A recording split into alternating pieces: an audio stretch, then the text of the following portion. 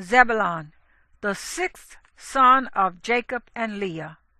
Chapter 1. A copy of the testament of Zebulun, which he decreed for his sons in the 114th year of his life, 32 years after the death of Joseph. And he said to them, Listen to me, sons of Zebulun. Heed the words of your father. I am Zebulun, a good gift to my parents. For when I was born, my father prospered exceedingly in flocks and herds, when he got his share of them by means of the spotted rods. I am not aware, my children, that I have sinned in all my days except in my mind, nor do I recall having committed a transgression except what I did to Joseph in ignorance, because in a compact with my brothers I kept from telling my father what had been done.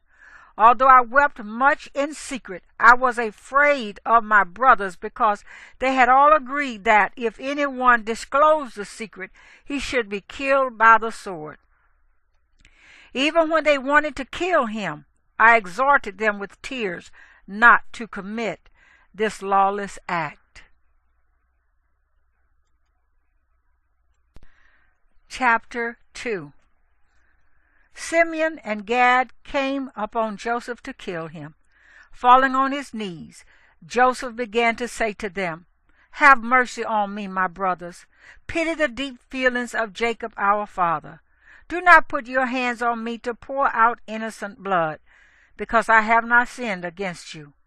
If I have sinned, discipline me at one trains a child, but do not lay your hand on me for the sake of our father Jacob.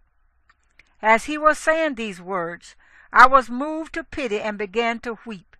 My courage grew weak, and all the substance of my inner being became faint within my soul.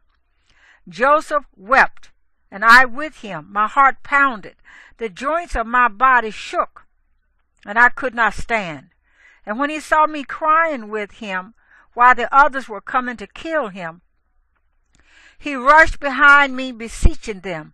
Reuben stood up and said, My brothers, let us not kill him, but let us throw him into one of those dry cisterns, which our fathers dug, and in which there is to be found no water. Accordingly, Yahuwah prohibited any water from rising up in them, so that Joseph's preservation might be accomplished. And Yahuwah did this until the time when they sold him to the Ishmaelites. Chapter 3. I had no share in the price received for Joseph, my children. But Simeon, Gad, and our other brothers accepted the money, bought shoes for themselves, their wives, and their children. We will not use the money for eating, which is the price of our brother's blood, but we will trample it underfoot in response to his having said he would rule over us. Let us see what comes of his dreams. Accordingly, it is written in the book of the law of Moses that anyone who is unwilling to raise up posterity for his brother, his shoe should be removed, and one should spit in his face. Joseph's brothers did not want their brother to live, and Yahuwah removed Joseph's shoe from them. For when they arrived in Egypt, their shoes were removed by Joseph's servants before the gate, and thus they did obedience to Joseph in the manner of the Pharaoh. Not only did they do obedience, but they were spit upon, prostrating themselves forthwith before him, and thus they were humiliated before the Egyptians. After that the Egyptians heard all the wicked things that we had done to Joseph. Chapter 4. After they had thrown him into the pit, they sat down and began to eat. As for me, I tasted nothing for 2 days and 2 nights, being moved with compassion for Joseph. And Judah joined me in abstaining from food. He stayed near the cistern, because he was afraid that Simeon and Gad might go out and kill Joseph. When they observed that I was not eating, they assigned me to guard him until he might be sold. He remained in the cistern 3 days and 3 nights, so that when he was sold, he was starving. When Reuben heard that Joseph had been sold while he was away, he tore his clothing in mourning, saying, "How can I look my father in the face?" He took money and ran after the merchants, but found no one, since they had left the highway and had traveled by a shortcut through the region of the Troglodytes. And Reuben ate no food that day. Then Dan came to him and said, "Do not weep, do not mourn, for I have found what we should say to our father Jacob. Let us kill a goat's kid and dip Joseph's coat in its blood. Then we shall say, 'Do you recognize whether this is your son's garment?' For they had taken off from Joseph his father's coat, when they were about to sell him, and put on him an old garment of a slave. Simeon had the garment and was unwilling to give it to him, preferring to cut it up with his sword, since he was burning with anger that he had not killed him. But we all rose in opposition to him and said, 'If you don't give it up, we shall say you alone did this evil deed in Israel.' So he gave it up, and they did as Dan had stated."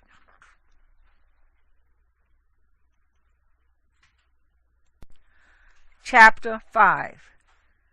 Now, my children, I tell you to keep Yahuwah's commands. Show mercy to your neighbor. Have compassion on all, not only human beings, but to dumb animals. For these reasons Yahuwah blessed me, and when all my brothers were ill, I alone passed without sickness. For Yahuwah knows the purpose of each man. Have purpose in your inner being, my children, because whatever anyone does to his neighbor, Yahuwah will do to him.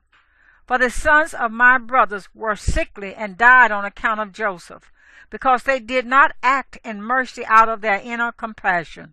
But you, my sons, were preserved free from illness, as you know. When I was in Canaan, catching fish by the sea, for our father Jacob, many were drowned in the sea, but I survived unharmed.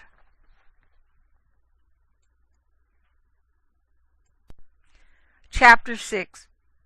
I was the first to make a boat to sail on the sea, because Yahuwah gave me understanding and wisdom concerning it. I positioned a rudder behind it, put up a sail on a straight piece of wood in the middle.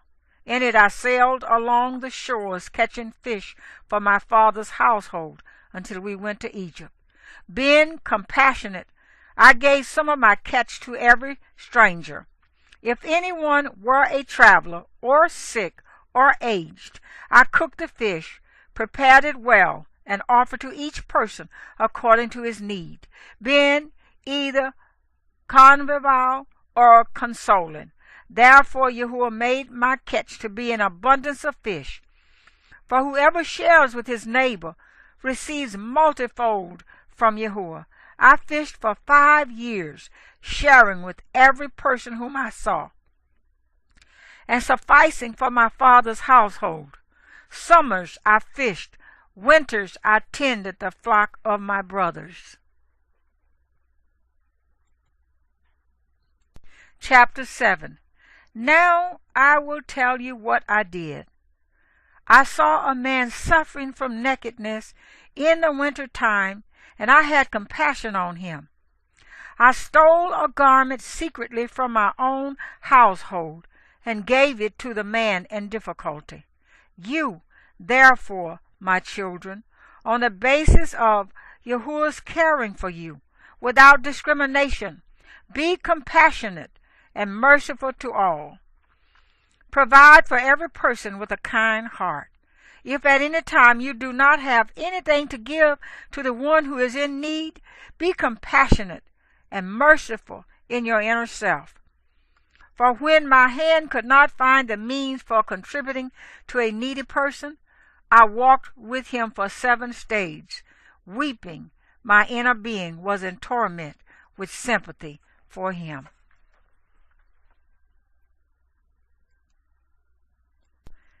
Chapter 8.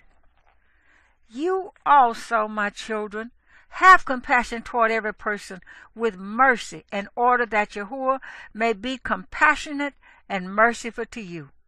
In the last days Yahuwah will send his compassion on the earth, and whenever he finds compassionate mercy in that person, he will dwell. To the extent that a man has compassion on his neighbor, to that extent Yahuwah has mercy on him. For when we went down into Egypt, Joseph did not hold a grudge against us. When he saw me, he was moved with compassion. Whomever you see, do not harbor resentment, my children.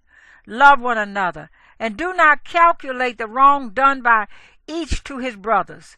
This shatters unity and scatters all kinship and stirs up the soul. He who recalls evil receives neither compassion nor mercy.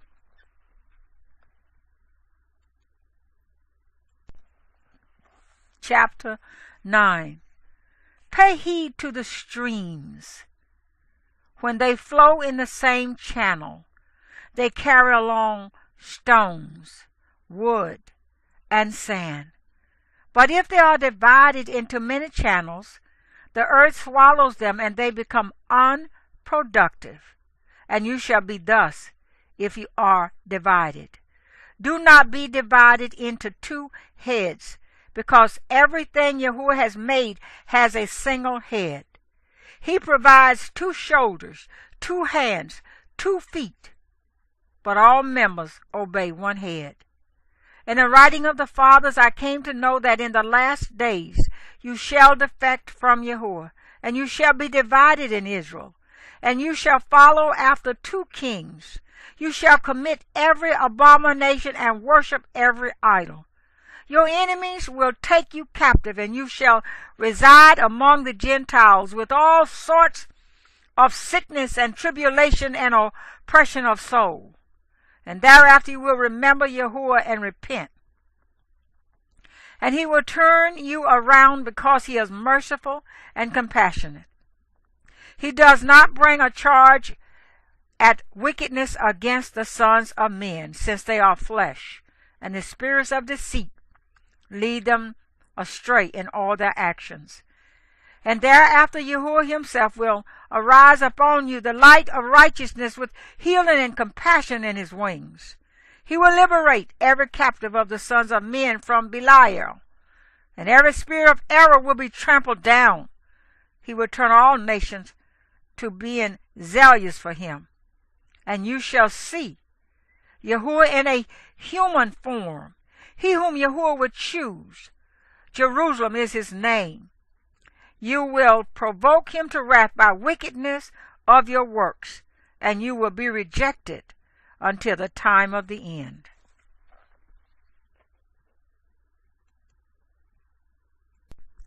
Chapter 10. And now, my children, do not grieve because I am dying, nor be depressed because I am leaving you. I shall rise again in your midst as a leader among your sons, and I shall be glad in the midst of my tribe, as many as keep the law of Yahuwah and the commandments of Zebulun their father. But Yahuwah shall bring down fire on the impious and will destroy them to all generations. I am now hurrying to my rest like my fathers. But you fear Yahuwah your God with all your strength all the days of your life. When he had said this, he fell into a beautiful sleep, and his sons placed him in a coffin. Later they carried him up to Hebron and buried him with his fathers.